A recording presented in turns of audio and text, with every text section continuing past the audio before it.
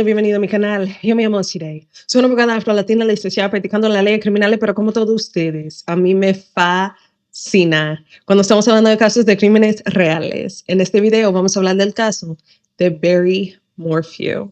Si quieres más video en español, nada más dime allá abajo. Hi everyone and welcome back to my channel. My name is Desiree.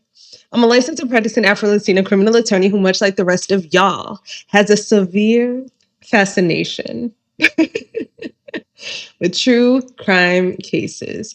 Listen, first and foremost, let's start off this video by saying happy holidays, everyone. However you choose to celebrate, I hope you're safe, I hope you're happy, and I hope you're with family. So happy holidays. Second, this is a case that I've been wanting to discuss with you guys for quite some time. This case was rather chilling. It's still ongoing. The things that happened here were just mortifying. They were tragic, they were treacherous. And this case took a rather interesting turn. I figured it might be really important to explain to you guys. So without any further ado, let's talk about the case of Barry Lee Morphew. Before we get into exactly who Barry is and what he is alleged to have done at this point, let's talk about the alleged victim of his crime, and that is his former wife, Suzanne Renee Morphew. Suzanne Renee Mormon was born on April 30th of 1971 in Alexandria, Indiana. Although the names of Suzanne's parents wasn't in the widespread media, what we do know about Suzanne was that she was the youngest of 4 children, and she was the second daughter in her family.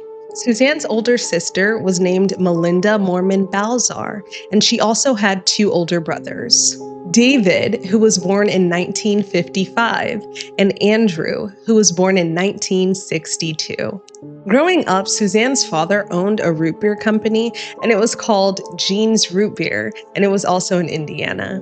In 1980, and when Suzanne was merely 9 years old, her parents divorced. Following the divorce, Suzanne's mother became resourceful, and she took a job with an optometrist fitting glasses for different patients. As someone with multiple degrees and multiple licenses to practice law in multiple states, I say this with my whole chest.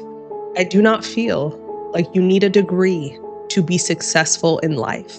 That being said, I do think to many people, degrees are a huge accomplishment, and Suzanne was no different.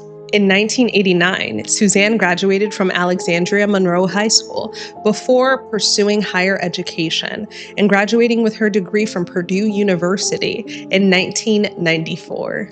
Suzanne's degree was in elementary education, and you can kind of guess where her heart and her passions lie because of that. But during her scholastic career, she would come to meet a man who would change the trajectory of her life.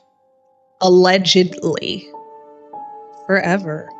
Suzanne met Barry Lee Morphew while she was still in high school, but she completed her education, she went on to graduate, and the pair ultimately got married. Barry Lee Morphew was from the same small town that Suzanne was from, Alexandria, Indiana, and he was born on October 17th of 1967.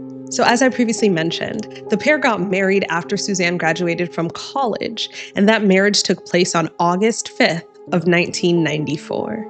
Their marriage produced 2 daughters, a daughter named Mallory, born on July 4th of 1999, and another daughter named Macy, born on August 28th of 2003. 5 months after the birth of their first daughter, Mallory, Barry and Suzanne purchased a home together, located at 26040 Cal Carson Road in Arcadia, Indiana. Later in 2003, the same year that the pair's second daughter was born, Barry started a landscaping business, and Suzanne ultimately left her job as a school teacher to raise their children. So after some years in Indiana, and after having their kids, and after establishing their careers, the pair just kind of wanted a different change of pace. And because of that, on June 1st of 2018, they moved to Salida, Colorado. The address of the home that they moved to was 19057 Puma Path. So, have you guys ever heard of Salida, Colorado? I would love to say me neither, but I'm familiar. Colorado is one of the places that I frequent. So I am familiar with Salida, Colorado. But let me tell you this, Salida is small as hell. It's small as hell. So I'm just thinking to myself, like, what on earth would prompt them to move there? And in that digging and in that inquiry and in that quandary, I was like, oh, where they're from might also be rather small. And I was right. It's also my understanding that aside from just wanting a change of scenery and a change of pace, another reason for their move was that their eldest daughter, Mallory, moved from Indiana to Colorado, and they kind of wanted to be closer to her. Prior to the move, however, Suzanne experienced a series of rather unfortunate events. First, Suzanne's mother passed away in November of 2013. Then her grandmother passed away in August of 2016. Then in May of 2018, it is said that Suzanne, who was previously battling cancer, was informed that her cancer had returned. As I'm sure you can imagine, all of these tragedies took a toll on Suzanne. As a result of the passing of her mother and her grandmother, Suzanne inherited a substantial sum of money, or two substantial sums of money, shall we say. She inherited $208,000 as a result of her mother's passing, and an additional $217,000 as a result of her grandmother's passing. I think I'm speculating just a bit here, or maybe it was said and I just wasn't able to officially, definitively confirm it to you guys, so I don't want to say it as if it's a fact. But I believe some of that money was put towards the home that they purchased in Salida, which was valued or which sold for $1,575,000. 2 months after the move to Salida, and on August 14th of 2018, Barry started his landscaping business entitled Sunset Farms LLC. The following month, and in September of 2018, Suzanne reconnected with an old friend on Facebook, and that old friend's name was Jeff Liebler.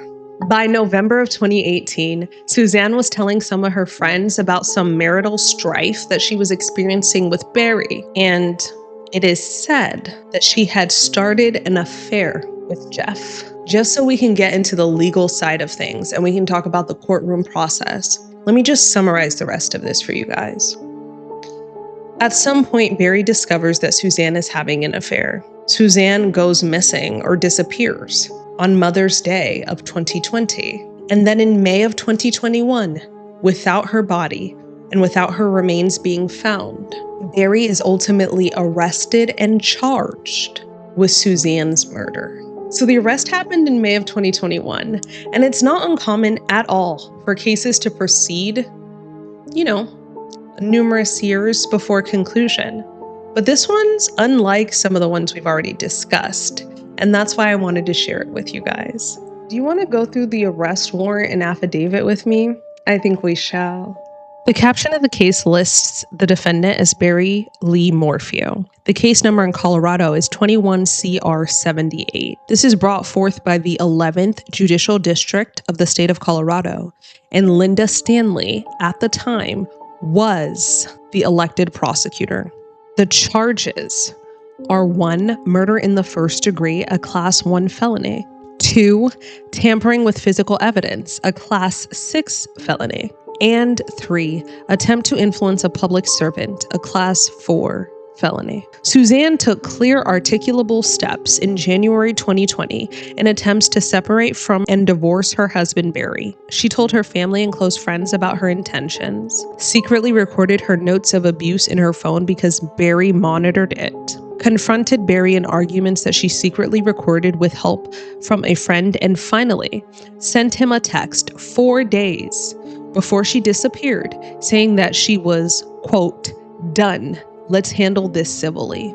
Barry, however, initially represented to investigators from CBI, FBI, and CCSO that his marriage with Suzanne was perfect, and she had no intention of leaving him. Barry's statements about his actions on the day before and after Suzanne's disappearance have been proven to be false and misleading by this investigation. Barry knowingly destroyed evidence that his relationship with Suzanne was deteriorating and that he was involved in her disappearance and homicide. Suzanne's bicycle and helmet were recovered close to the Morphew residence, discarded before Barry left town in the early morning hours of May 10th of 2020. The investigation to date indicates that these items were not indicative of an accident, an animal attack, Suzanne being a runaway, Suzanne committing suicide, or Suzanne being the victim of a stranger abduction. All records checks available to the FBI and local law enforcement indicate, as of April 30th of 2021, that Suzanne had not used a credit card, nor her social security number, nor has she been contacted by law enforcement, not flown in an airplane, not crossed a national border, not established utilities or housing, nor otherwise continued in her normal pattern of life for over 355 days. Based upon legal supposition, Suzanne Morphew, based on this lack of proof of life, is deceased. Within a month or so of Barry moving Suzanne and their daughter from Indiana to Colorado in April 2018, Suzanne sent a Facebook message of howdy stranger to her high school friend, Jeff Libler. Suzanne and Libler, who resides in Michigan, began communicating regularly through 2018 and eventually began meeting each other in 2019. Suzanne traveled to meet him in New Orleans, Indianapolis, Dallas, Michigan, and Florida, where they eventually had consensual sex. By September 2019, Barry took clear steps to determine if Suzanne was having an affair by stalking her at their own residence in Salida, Colorado, as witnessed by Suzanne's closest friend, Sheila Oliver. In January 2019, Barry took Suzanne's phone from her when they were in a resort in Mexico while she was talking to Liebler, but he was unable to determine Liebler's identity. On May 8th, 2020, Suzanne saved in the notes section of her phone that Barry accused her of having a boyfriend on May 6th of 2020. On May 9th of 2020, Suzanne's last proof of life occurred in the 2 p.m. hour when she was messaging Liebler with a selfie while Barry returned to the residence. Suzanne did not respond to Liebler's return message at 2:44 p.m.